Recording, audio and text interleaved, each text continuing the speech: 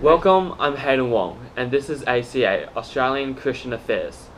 Tonight with me is Christianity expert Matt Hall and UN Health Ambassador Anthony Wu, and we'll be discussing the question of, does the suffering of the innocent mean that God doesn't care about us? What sparked this debate is atheist Stephen Fry's controversial interview with the BBC last week. This started a social media outrage with thousands of tweets coming through. Let's take a look at a segment from the interview. Bone cancer in children? How dare you? How dare you create a world in which there is such misery that is not our fault? Yes, the world is very splendid, but it also has in it insects whose whole life cycle is to burrow into the eyes of children and make them blind. They eat outwards from the eyes. Why? Why did you do that to us? You could easily have made a creation in which that didn't exist. It is simply not acceptable. That was a very unique perspective on the issue. The main topics that we'll be talking tonight include diseases discussed by Anthony, poverty from myself, and Matt will give us his Christian perspective on the view.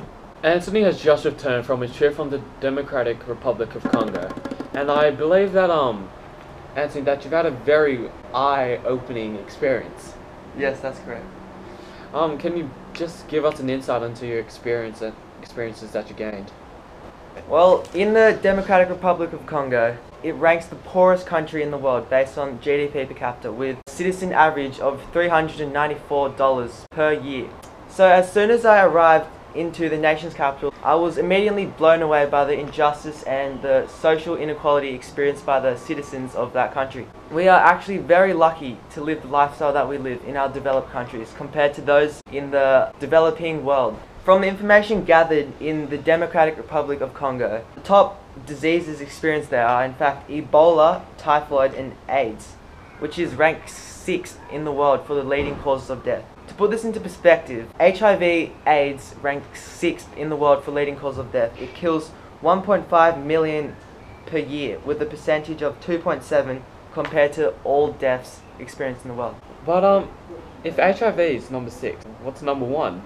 Well, number 1 is in fact a type of heart disease which kills 7.4 million per year, which is actually 13.2% of all deaths experienced in the world. With all this injustice, disease and death, this has actually led me to believe that if God was in fact real, how could he do this to humanity? Like, why would he? Why? But that's not the full side of the Matt, story. Matt, your episode comes later. Sorry.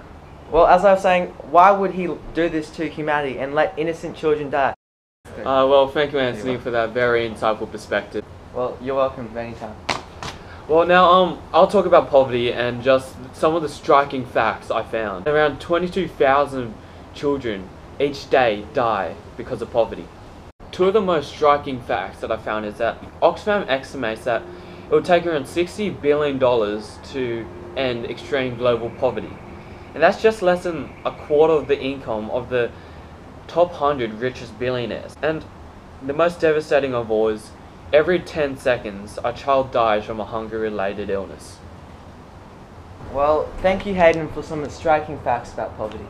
No worries. To any of our new viewers tonight on ACA, the focal point of tonight is, does the suffering of the innocent mean that God doesn't care about us? So now I'd like to formally introduce my very good friend Matthew Hall, Christianity expert, to give his perspective on this issue. Thank you very much, Hayden. Well, when it comes to this question, my straight up answer is that God does care about us, and very much so. I have 3 main issues when it comes to this argument. First of all, God, and therefore Jesus, do both share in our suffering. The second one is that Jesus serves us in our suffering. And finally, the idea that without a creator, all the human suffering that has unfolded in this world would be down to the theory of survival of the fittest. My first point is that God has shared in our suffering. The most obvious example of this is when Jesus died on the cross to save our sins. God sacrificed his only son, who had committed no evil, to save the lives of many. My second point is that Jesus has served us in our suffering. In the beginning, Adam and Eve rejected God and so we deserve to be punished for this sin. But why would God do this to his own creation? Anthony, please, you've already had your turn. Matt, please continue. Thank you, Hayden. What I was trying to say is that while we do deserve to be punished, God sent Jesus, who was the person who received this punishment. This is highlighted in the verses in Isaiah 53, verse 5 and 6. The punishment that brought us peace was on him. By his wounds we have been healed. Then another verse that highlights this thought is Romans 5, verse 8. God demonstrates his own love for us in this: while we were sinners, Jesus Christ died for us. My final point is summarized quite nicely in John Dixon's words from his book, A Sneaking Suspicion. Let's have a read. Suppose for a minute that there is no God and that the universe is a result of a huge cosmic fluke. Suppose also that humans evolved by chance, through millions of years of evolution, during which only the stronger survived and the weak died out. If we are really just a mutated fluke, why should we worry about millions of species dying out? As we are clearly not just advanced apes, and we do in fact have consciences and feelings. The obvious answer is that God does care about us. Well, thank you, Matt, for those very insightful and intriguing points that you had. No worries. So, Anthony, you got any concluding statements that you'd like to make?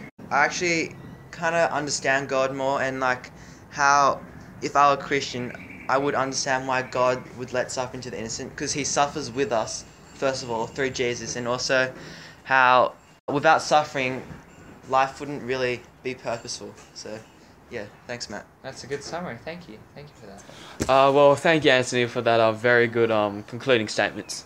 No worries.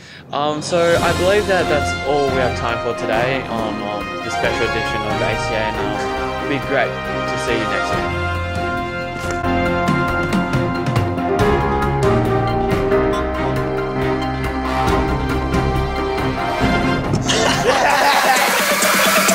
So long, we don't stop walking.